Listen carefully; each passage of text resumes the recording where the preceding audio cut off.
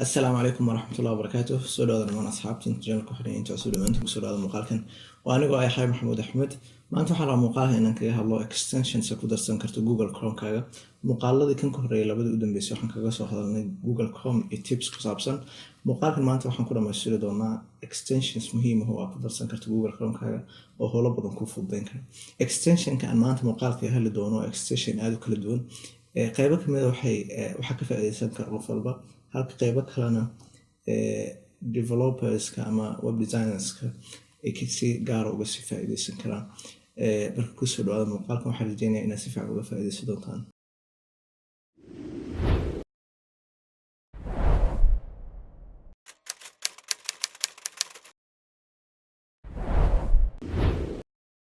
marka koowaad inta aan muuqaalka bilaabin waxaan rabaa inaan ku bilaabo extensionska sidee horta usoo dejin kartaa.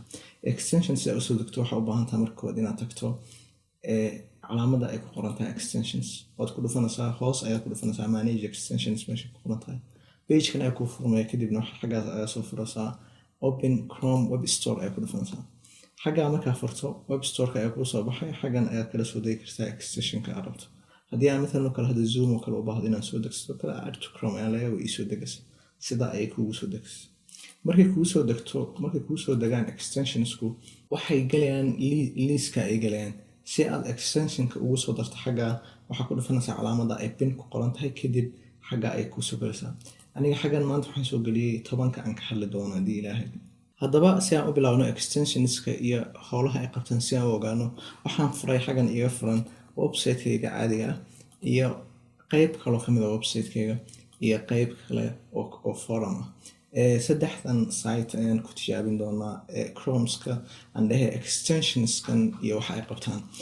extensionka koobaad haddii aan kaga hadlo oo ah Colorzilla waxay ku qabanaysaa waa color picker waxay si fudud kugu qaadaysaa kalarka meesha aad ku dhufato. matalan oo kale haddii aad website aad boqoto kalaradiisu kala ay ku cajabiyaan ama aad u baahato inaad ogaato waxaad ku dhufanaysaa Colorzilla kadibna meesha aad rabto kalarkeeda inaad ogaato ayaa ku dhufanaysaa.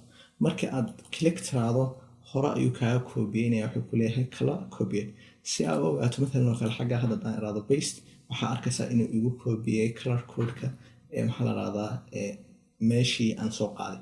waxay Colorzilla options ay leedahay aad ka dooran karto nooca kalarka in lagu qaado aad rabto noocyada kala duwan ee kalarka sida RGB-ga hex code-ka iyo HSL-ka dhammaan nooca rabto ayay kugu qaadaysaa.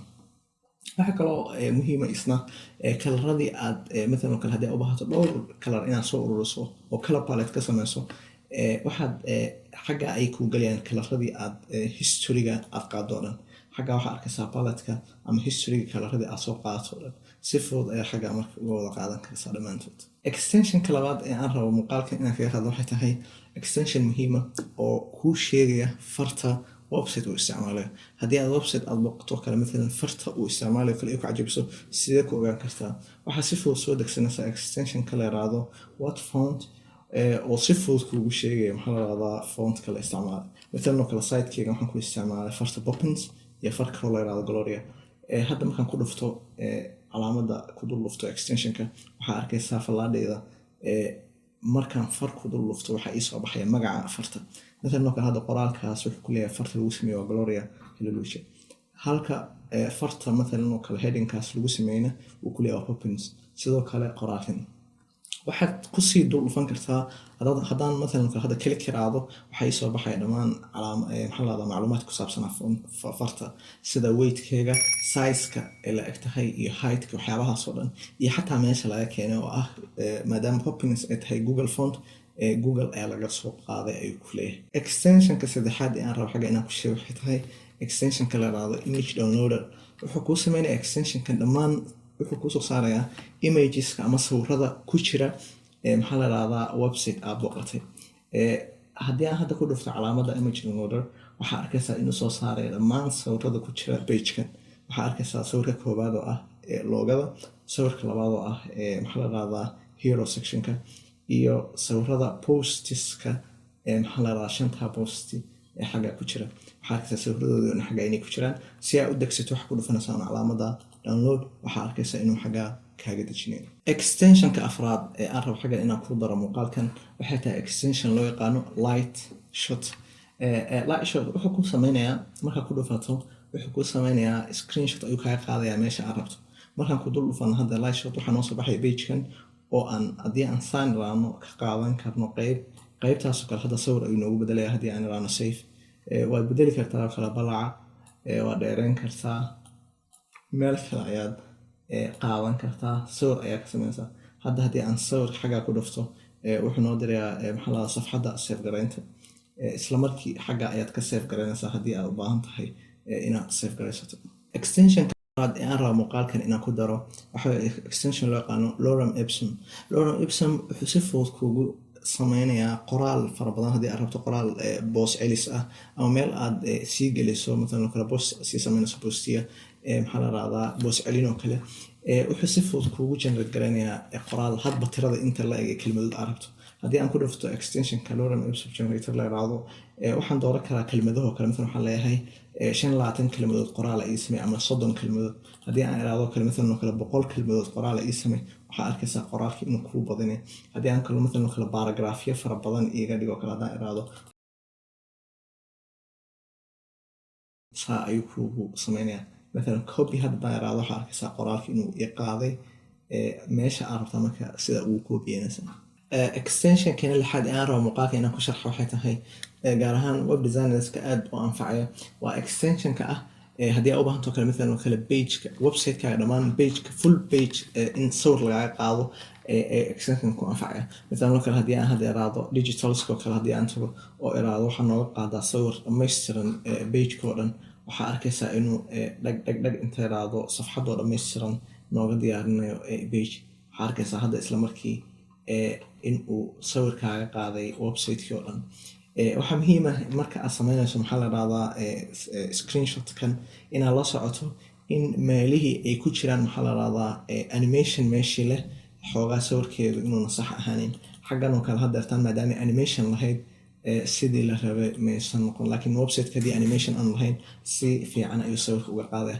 مثلا oo kale hadda maadaama animation ay qaybtaa leedahay sawirka qayba yar oo kamida ayuu ka gooyay. extensionka toddobaad aan isleeyahay wuxuu gaar u sii anfacayaa web developerska waxaa la raahdaa extensionka ruuxiisa waxaa la raahdaa web developer.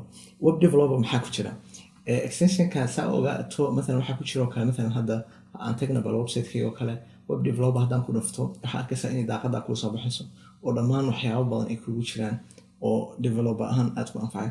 disable haddaan tagno kale waxaa arki kartaa safxadan oo kale dhammaanteed javascript ku jiro kale in aad disable garayso. javascript oo dhan ma shaqeynayo. notification oo kale website-ka aad u dirayo kale waad xidhi kartaa. مثلا oo kale qaybta CSS oo kale hadda haddii aan rabno style sheet-ka ama style-ka page-kan lagu sameeyo dhan inaan disable garayn haddaan rabno hadda saa ayaan dhihi karnaa. kadib waxaa arkaysaa isla markii page-kii oo dhan in style-ka uu ka baxay uu noqday HTML keliyata oo bila style. hadda haddii aan enable iraadana sidii ayuu ku noqonayaa page-kii. wuxuu kaloo ku siinayaa dhammaan macluumaad aad u fara badan. مثلا oo kale image information oo kale hadda haddii aan qaybta image walba iyo linkiga aad ka download garay karto ku siinaya. wuxuu kaloo ku siinayaa waxyaaba aad u fara badan ayuu ku siinayaa. مثلا oo kale tools fara badan ayuu leeyahay validationka javascript-ga options maxaa la informations oo kale view. مثلا oo kale hadda haddaan iraahdo kale view javascript wuxuu ku tusayaa dhammaan javascript-ga page-kan lagu isticmaalay. extensionka sideedaad aan isleeyahay oo extension aad u muhiim ah gaar ahaan web developerska aad muhiim ugu ah waa extensionka la yiraahdo myrulers la yiraahdo. extensionka wuxuu kuu fududeynayaa markaa ku dul dhufato myruler wuxuu ku siinayaa maxaa la raahdaa cabiraad aad ku cabiri karto dhammaan meelaha aad rabto. waxa uu isticmaali kartaa kale si aad u ogaato kale in pagesko kale alignment-kooda inuu saxan yaho kale. waxaa ku مثلا oo kale hadda elementska laftirkooda hadda haddaan iraahdo enable elements oo kale haddaan iraahdo waxaa ogaa kartaa مثلا oo kale element kasta iyo qiyaastiisa oo kale. مثلا hadda iconkaas waa 96 by 96 dherarkiisii balaciisu kaa waa lamid marka waxaad ku dadaalaysaa oo kale مثلا in design-kaaga kale uu consistent yahay. rulerska adoo isticmaalayo in ay faqaraadka oo kale iyo sectionska oo kale ay siman yihiin oo kale saa ogaatid ayuu kaa caawinayaa. laba qaybood inaad wada sinto oo kale markaa rabto. extensionka sagaalaad ama add-onka sagaalaad ee aad ku darsan karto Google Chromekaaga web developer ahaan waxay tahay waa extensionka la yiraahdo WP Scan.